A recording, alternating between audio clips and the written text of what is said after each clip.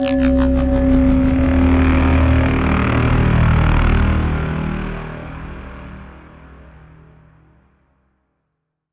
it's Murder Viewers. I hope you have all had a Merry Christmas. Welcome to today's case, which takes us to Manchester, a city in the northwest of England with a rich industrial heritage. It was a typical Christmas Eve, and people were out socialising and having fun. John Lee Barrett would be one of these people, until he wasn't.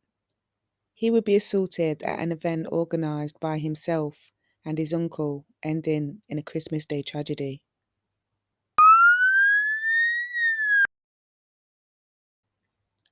John Lee Barrett, 31, was from Harpurhey, Manchester. He was a father of two, a much-loved son, brother and nephew.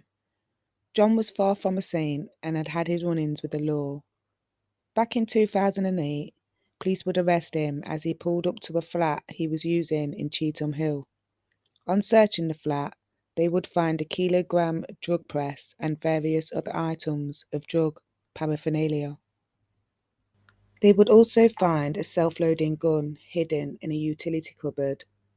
They would later search his home and find over 50 g of heroin, which was worth around £5,000 at the time. He was convicted for conspiracy to supply Class A drugs and possession with the intent to supply. He would serve 3 years of a 6-year sentence. He was released at the beginning of 2011. As far as I am aware, he had stayed out and away from trouble since then. It had basically been about 12 months since John's release from prison. It was Christmas 2011, possibly his first since he left prison. He was looking forward to spending some good quality time with his kids, family and friends. A fashion show and dance event had been organised to take place at the Sinclair's Bar and Nightclub in Rochdale on Christmas Eve. It had been organised by John and his uncle Pat, Black Flash Barrett, one-time British and European light welterweight champion boxer. The event was scheduled to begin at 11 p.m. It was a community event and the pair would not make an appearance till the early hours of Christmas Day, arriving around 2 a.m. to pick up a family member or members who had performed in the show. Meanwhile, a group of 20-plus men had parked up in the town centre and gathered outside the club. John was inside with his uncle Pat, likely socialising whilst trying to round up whomever it was he was collecting. The group of men entered the club, a lot of them avoiding payment as they barged their way through and up the stairs and into the function room the event was being held in. The atmosphere instantly changed. The group congregated around the bar. Everyone could just tell that trouble was brewing. John and his uncle were not yet aware of the menacing crowd, but at around 2:30 a.m, John would accidentally bump into one of the group near the bar. Words were exchanged before another member of the group glassed John over the head. The whole group would then go on to attack John with bottles, iron poles and various other weapons. He was pulled to safety by friends. His uncle would try his best to defend him, but he was massively outnumbered. He too would be kicked, punched and battered with poles. At some point during the brawl, bouncers had managed to pull him to safety. Police had already been called to the massive disturbance. Friends and club staff were given first aid to John, who was drifting in and out of consciousness. It was then they realised he had been stabbed in the back. Both John and his uncle would be taken to hospital with serious injuries. Unfortunately though, John would never regain consciousness and would go on to be pronounced dead on Tuesday the 27th of December 2011. Police immediately launched an investigation, but they already knew it was going to be a hard case to crack, given the amount of people involved. A forensic examination took place at the club. The knife used in the murder was found and the CCTV footage was seized. Police spent over 5,000 hours trawling CCTV images from the club and surrounding areas. On the 15th of March 2012, a number of the attackers were identified. Over 22 search and arrest warrants were executed across the Moston, Moss Side, Fallowfield, Davyholme, Newton Heath, Blackley, Harpurhey, Beswick, Bolton, and Hyde estates. 10 people were arrested, but 2 were released.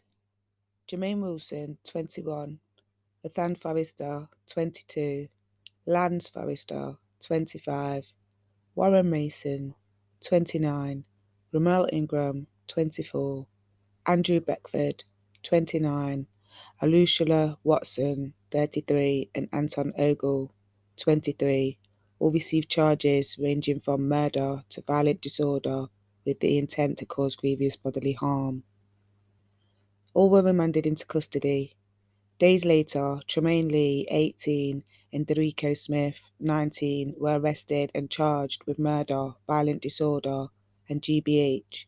They too were remanded into custody.